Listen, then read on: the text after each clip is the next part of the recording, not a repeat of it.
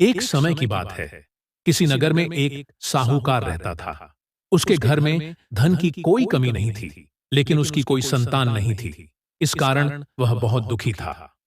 पुत्र प्राप्ति के लिए वह प्रत्येक सोमवार व्रत रखता था और पूरी श्रद्धा के साथ शिव मंदिर जाकर भगवान शिव और पार्वती जी की पूजा करता था। उसकी भक्ति देखकर एक दिन मां पार्वती प्रसन्न हो गईं और भगवान शिव से उस साहूकार की मनोकामना पूर्ण करने का आग्रह किया। पार्वती जी की इच्छा सुनकर भगवान शिव ने कहा कि हे पार्वती, इस संसार में हर प्राणी को उसके कर्मों का फल मिलता है और जिसके भाग्य में जो हो उसे भोगना ही पड्डेयचता है। लेकिन पार्वती जी ने साहूकार की भक्ति का मान रखने के लिए उसकी मनोकामना पूर्ण करने की इच्छा जताई। माता पार्वती के आग्रह पर शिव जी ने साहूकार को पुत्र प्राप्ति का वरदान तो दिया, लेकिन साथ ही यह भी कहा कि उसके बालक की आयु केवल 12 वर्ष होगी। माता पार्वती और भगवान शिव की बातचीत को साहूकार सुन रहा था।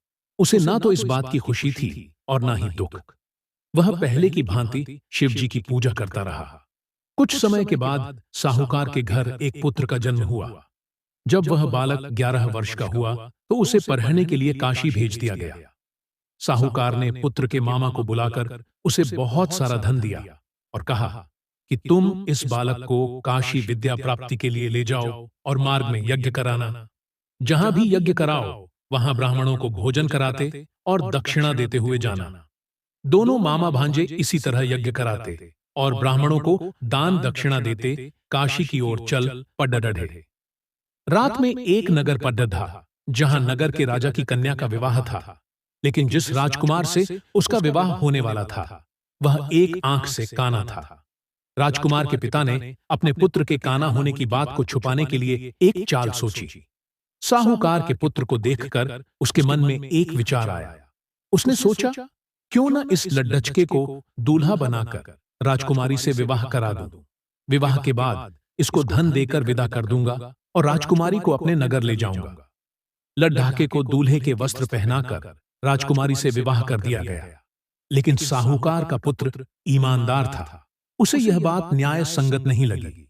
उसने अवसर पाकर राजकुमारी की चुन्नी के पल्ले पर लिखा कि तुम्हारा विवाह तो मेरे साथ हुआ है, लेकिन जिस राजकुमार के संग तुम्हें भेजा जाएगा वह एक आंख से काना है।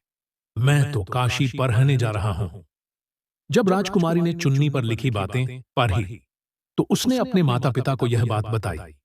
राजा ने अपनी पुत्री को विदा नहीं किया, जिससे बारात वापस चली गई। दूसरी ओर साहूकार का लड्ढा ढका और उसका मामा काशी पहुंचे और वहां जाकर उन्होंने यज्ञ किया। जिस दिन लड्ढचके की आयु 12 साल की हुई उसी दिन यज्ञ रखा गया। लड्ढाके ने अपने मामा से कहा कि मेरी तबीयत कुछ ठीक नहीं है। मामा ने कहा कि तुम अंदर जाकर सो जाओ। शिवजी के वरदानुसार कुछ ही देर में उस बालक के प्राण निकल गए। मृत भांजे को देख उसके मामा ने विलाप शुरू किया। संयोगवश उसी समय शिवजी और माता पार्वती उधर से जा रहे थे। पार्वती ने भगवान से कहा, स्वामी, मुझे इसके रोने के स्वर सहन नहीं हो रहा।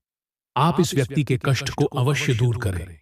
जब शिवजी मृत बालक के समीप गए तो वह बोले कि यह उसी साहूकार का पुत्र है जिसे मैंने 12 वर्ष की आयु का वरदान दिया।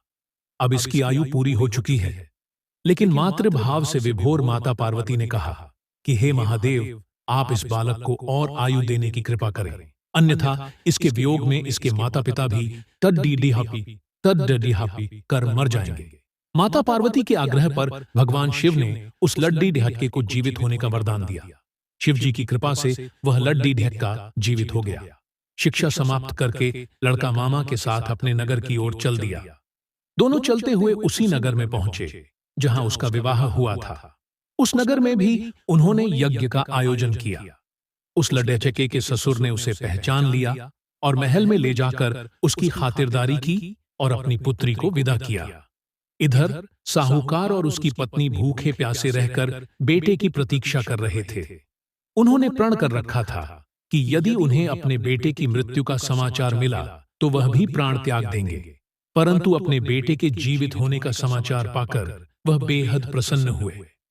उसी रात भगवान शिव ने व्यापारी के स्वप्न में आकर कहा, हे श्रेष्ठी, मैंने तेरे सोमवार के व्रत करने और व्रत कथा सुनने से प्रसन्न होकर तेरे पुत्र को लंबी आयु प्रदान की है।